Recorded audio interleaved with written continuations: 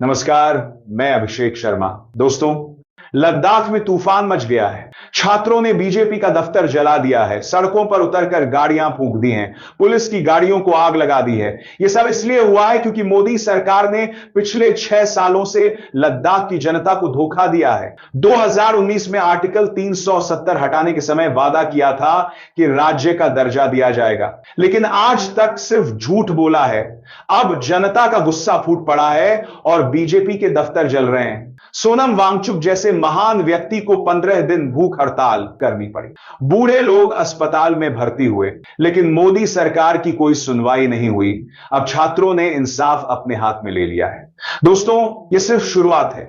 अगर मोदी सरकार अब भी नहीं सुधरी तो पूरे देश में यही हाल होने वाला है। बीजेपी के दफ्तरों में आग लगेगी क्योंकि जनता अब झूठे वादों से परेशान हो गई है। लद्दाख के बहादुर युवाओं ने दिखा दिया है कि अब चुप रहने का समय खत्म हो गया है। दोस्तों, 24 सितंबर का दिन इतिहास में दर्ज हो गया है, जब लेह में हजारों छात्र सड़कों पर उतरे और बीजेपी के दफ्तर को जलाकर राख कर दिया। यह सिर्फ एक प्रदर्शन नहीं था, बल्कि मोदी सरकार की झूठी नीतियों के खिलाफ जनता का गुस्सा था। 6 साल से लद्दाख के लोग शांति से मांग कर रहे थे कि उन्हें राज्य का दर्जा दिया जाए, छठी अनुसूची में शामिल किया जाए, लेकिन बीजेपी ने सिर्फ झूठ बोला और टाल मटोल किया। दोस्तों, इस वीडियो में मैं आपको पूरी सच्चाई बताऊंगा कि कैसे मोदी सरकार ने लद्दाख की जनता को धोखा दिया है।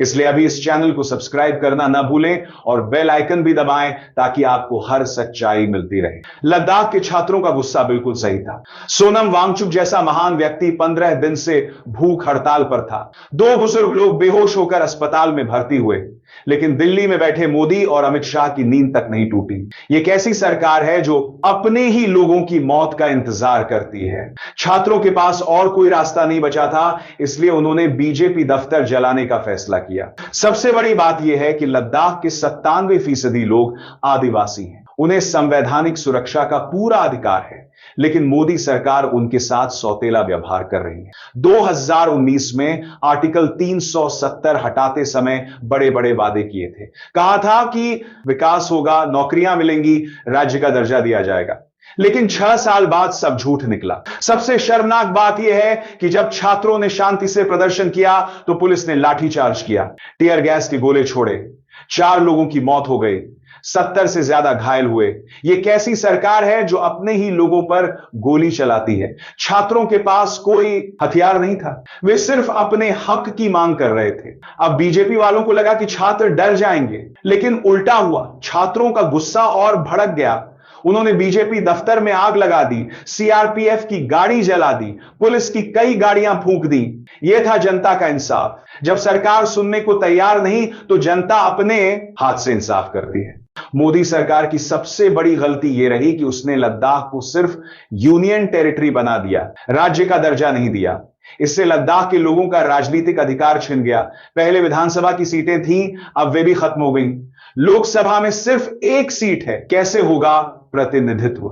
सबसे दुखी करने वाली बात यह है कि सोनम वांगचुक जैसे शांतिप्रिय व्यक्ति को हिंसा देखकर दुख हुआ। उन्होंने छात्रों से अपील की कि हिंसा बंद करें, लेकिन छात्रों ने कहा कि 6 साल शांति से मांगने के बाद भी कुछ नहीं हुआ, तो अब यही रास्ता बचा है। यह जेएनजेड का क्रांति है जो पूरे देश में फैलने वाली है। दोस्तों, लद्दाख की घटना सिर्फ वहीं तक सीमित नहीं है, यह पूरे देश के लिए संकेत है। मोदी सरकार ने हर जगह जनता को धोखा दिया है। किसानों को, छात्रों को, मजदूरों को, सबको झूठे वादे दिए हैं। अब जनता का गुस्सा फूट रहा है। कल लद्दाख में बीजेपी दफ्तर जला, कल कहीं और जलेगा। यह सब मोदी की गलत नीतियों का नतीजा है। अमित शाह ने अगस्त 2024 में वादा किया था कि 5 नए जिले बनाए जाएंगे, लेकिन वह भी झूठ निकला। मोदी सरकार वादे तोड़ने में माहिर है। आज तक कोई भी वादा पूरा नहीं किया गया है। न राज्य का दर्जा दिया, न छठी अनुसूची में शामिल किया, न ही नौकरियों में स्थानीय आरक्षण दिया। सबसे गंदी बात यह है कि बीजेपी अब कह रही है कि यह कांग्रेस की साजिश है। अरे भाई, कांग्रेस ने तुम्हें 6 साल तक वादे पूरे करने से रोका था क्या?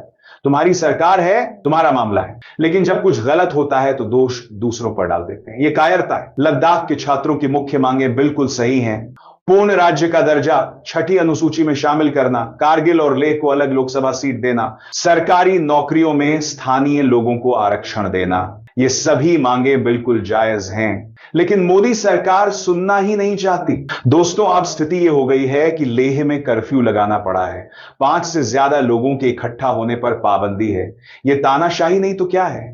जब जनता अपनी मांग करती है तो कर्फ्यू लगा देते हैं। यही तो मोदी सरकार की असलियत है। लद्दाख फेस्टिवल भी रद्द करना पड़ा, पर्यटन पर भी बुरा असर पड़ा, सब कुछ बर्बाद हो गया। यह सब मोदी सरकार की गलत नीतियों की वजह से हुआ है। अगर समय पर वादे पूरे कर दिए होते तो यह दिन ना देखना पड़ता।